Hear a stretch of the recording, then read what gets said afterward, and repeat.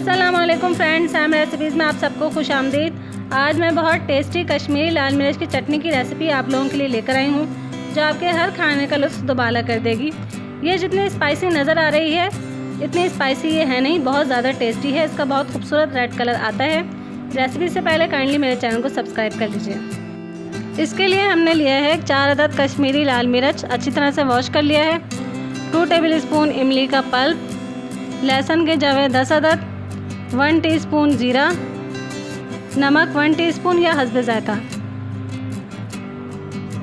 अब एक ब्लेंडर में सारी चीज़ें डालकर हस्बे ज़रूरत पानी के साथ पीस लेंगे।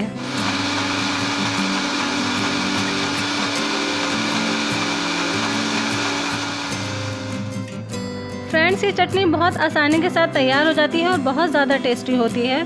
स्पेशली ये पुलाव या किसी भी किस्म के चावल हो, कबाब हो, बारबेक्यू हो, हर खाने के साथ इसका बड़ा अच्छा कॉम्बिनेशन जाता है।